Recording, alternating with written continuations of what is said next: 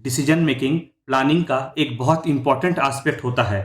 Decision making वह process है जिसके माध्यम से अवेलेबल ऑल्टरनेटिव्स में से उपलब्ध विकल्पों में से ऑर्गेनाइजेशन एक ऑल्टरनेटिव का चुनाव करती है।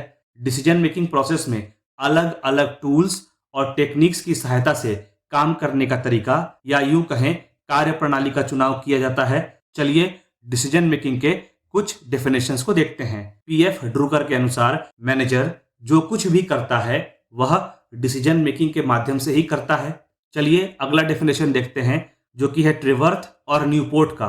ट्रिवर्थ और न्यूपोर्ट के अनुसार डिसीजन मेकिंग में दो या दो से अधिक ऑल्टरनेटिव्स में से एक का चुनाव शामिल होता है ताकि दिए गए प्रॉब्लम का एक सॉल्यूशन तक पहुंचा जा सके। कहने का मतलब हुआ डिसीजन मेकिंग में दो या दो से अधिक अवेलेबल ऑल्टरनेटिव्स में से एक ऑल्टरनेटिव को चुना जाता है ताकि दिए गए प्रॉब्लम का सॉल्यूशन निकाला जा सके, सॉल्यूशन तक पहुंचा जा सके। अच्छा, सवाल यह उठता है कि डिसीजन मेकिंग इतना महत्वपूर्ण क्यों है। तो चलिए जानते हैं डिसीजन मेकिंग क्यों महत्वपूर्ण है। मतलब चलिए एक एक कर डिसीजन मेकिंग के इंपॉर्टेंस को समझते हैं। पहला है ऑल्टरनेटिव सिलेक्शन, विकल्पों का चुनाव। अवेलेबल ऑल्टरनेटिव्स में से उपलब्ध विकल्पों में से decision making best possible alternative यानी सबसे अच्छे विकल्प को चुनने में हेल्प करता है। अगला महत्व है वर्क एंड अथॉरिटी, कार्य और अधिकार। डिसीजन मेकिंग में काम से जुड़े डिसीजंस को लिया जाता है, जैसे कि काम कौन करेगा, काम किस प्रकार से किया जाएगा, काम कितने भागों में बांटा जाएगा आदि। और इसी हिसाब से एम्प्लॉयज को अथॉरिटी यानी अधिकार दिया जाता है ताकि वे दिए गए कार्य को सही तरह से पूरा कर सकें। तीसरा महत्व है यूटिलाइजेशन ऑफ रिसोर्सेज, संसाधनों का उपयोग। जब प्रॉपर ऑल्टरनेटिव्स का चुनाव हो जाता है तो उसके अनुसार काम को अलग अलग एम्प्लॉयज में बांटना भी आसान हो जाता है, तो उसी अनुसार रिसोर्सेज को भी लगाया जा सकता है। इससे ऑर्गेनाइजेशन अपने रिसोर्सेज को सही तरह से उपयोग कर पाएगी और इससे होगा ये रिसोर्सेज के वेस्टेजेस में भी कमी देखने को मिलेगी। अगला पॉइंट है रिडक्शन इन अनसर्टेनिटी, अनिश्चितता में कमी आना। अनसर्टेनिटी को कम करने के लिए असिस्टेंस प्रोवाइड करता है डिसीजन मेकिंग। कार्य का आउटकम क्या होगा, कार्य का परिणाम क्या होगा, इसको ध्यान में रखकर ऑल्टरनेटिव का चुनाव किया जाता है। जब सारे एस्पेक्ट्स को समझकर डिसीजन लिया जाता है तो इससे लाभ यह होता है कि अनसर्टेनिटी की मात्रा, अनिश्चितता की मात्रा भी कम जाती है। अगला इंपॉर्टेंस है बेसिस ऑफ प्लानिंग, प्लानिंग का आधार। डिसीजन मेकिंग प्लानिंग का फाउंडेशन होता है। बिना प्रॉपर डिसीजन मेकिंग के प्लानिंग सही से नहीं किया जा सकता। ऐसा इसलिए क्योंकि प्लानिंग में यह डिसाइड किया जाता है कि कौन सा एक्टिविटीज परफॉर्म करना है, वह एक्टिविटीज किस तरह से परफॉर्म किया जाएगा, एक्टिविटीज के लिए रिसोर्सेस कहां से आएंगे, एक्टिविटीज का आउटकम क्या होगा आदि। अगला पॉइंट है अटेनिंग ऑब्जेक्टिव्स, ऑब्जेक्टिव्स को प्राप्त करना। हर एक ऑर्गेनाइजेशन इस प्रयास में रहता है कि वह अपने ऑब्जेक्टिव्स तक, अपने गोल्स तक पहुंच सके। इसके लिए सही समय पर प्रॉपर एक्शन लेना बहुत जरूरी होता है, प्रॉपर काम करना बहुत जरूरी हो जाता है। डिसीजन मेकिंग की सहायता से अवेलेबल ऑप्शंस में से, अवेलेबल ऑल्टरनेटिव्स में से उस ऑप्शन, उस ऑल्टरनेटिव का चुनाव आसान हो जाता है जिसके सहायता से ऑर्गेनाइजेशन अपने गोल्स या ऑब्जेक्टिव्स तक आसानी से पहुंच पाती है। अगला इंपॉर्टेंस है continuity and growth of business, व्यापार में निरंतरता और वृद्धि। समय पर अगर सही डिसीजन ले लिया जाए तो ऑर्गेनाइजेशन के सक्सेसफुल होने के चांसेस बढ़ जाते हैं। आज के इतने कॉम्पिटिटिव सिचुएशन में बिजनेस तभी सही से चल सकता है जब वो सही फैसला लेता हो, और इतना ही नहीं, सही डिसीजन के हेल्प से ऑर्गेनाइजेशन अपने कंपटीशन को भी फेस कर सकता है। अच्छा, इससे ऑर्गेनाइजेशन का प्रोडक्टिविटी और एफिशिएंसी भी बढ़ती है और साथ ही साथ ऑर्गेनाइजेशन को ग्रोथ भी मिलता है, ऑर्गेनाइजेशन आसानी से ग्रो कर पाती है। अगला इंपॉर्टेंस है ब्रिंगिंग इनोवेशन, इनोवेशन लाना। इनोवेशन के माध्यम से नए प्रोडक्ट्स, नए प्रोसेस और नए आइडियाज को ऑर्गेनाइजेशन में लाया जा सकता है, और इन सब का इम्प्लीमेंटेशन बिना प्रॉपर प्लानिंग और डिसीजन मेकिंग से नहीं किया जा सकता है। ऑर्गेनाइजेशन में इनोवेशन को इम्प्लीमेंट करने के लिए वेल इन्फॉर्म्ड और लॉजिकल डिसीजन की आवश्यकता होती है।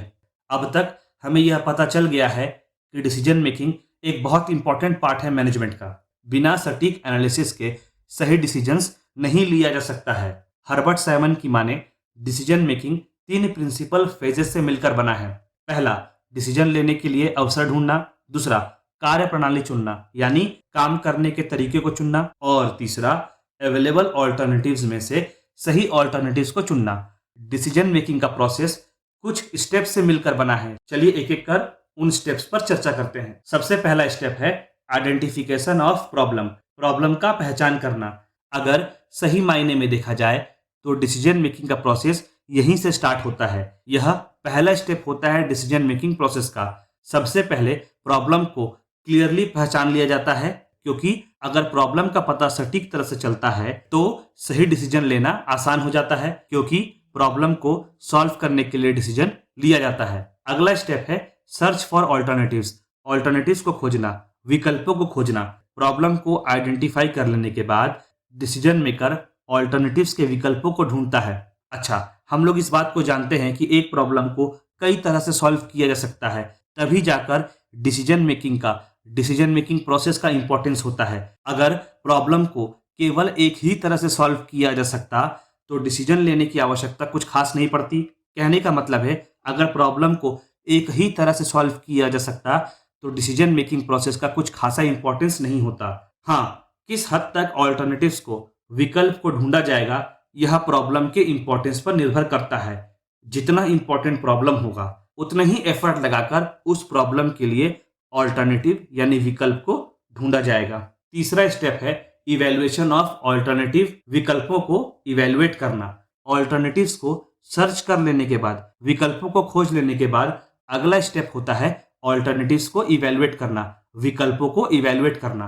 किसी भी ऑर्गेनाइजेशन के पास अनलिमिटेड समय और अनलिमिटेड पैसा नहीं होता, तो इस वजह से हर एक ऑल्टरनेटिव को डिटेल में इवैल्यूएट कर पाना संभव नहीं होता।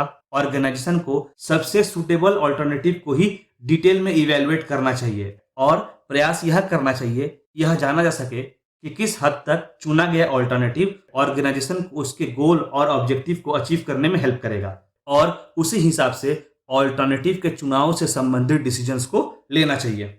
मतलब ऑल्टरनेटिव को चुनना है कि नहीं, इससे संबंधित डिसीजन लिया जाना चाहिए।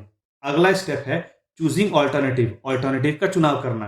ऑल्टरनेटिव का इवैल्यूएशन से एक क्लियर आइडिया हो जाता है कि किस प्रकार ऑल्टरनेटिव ऑर्गेनाइजेशन को उसके गोल्स और ऑब्जेक्टिव्स को अचीव करने में हेल्प कर सकता है।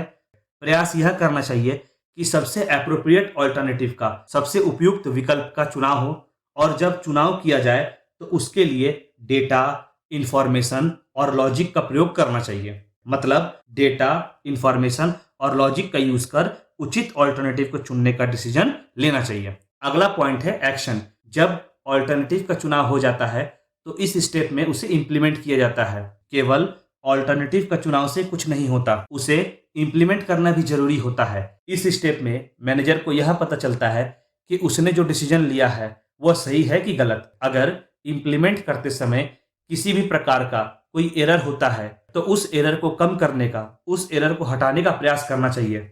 लास्ट स्टेप है रिजल्ट। चुने हुए ऑल्टरनेटिव, चुने हुए विकल्प को जब इंप्लीमेंट किया जाएगा तो रिजल्ट देखने को मिलेगा।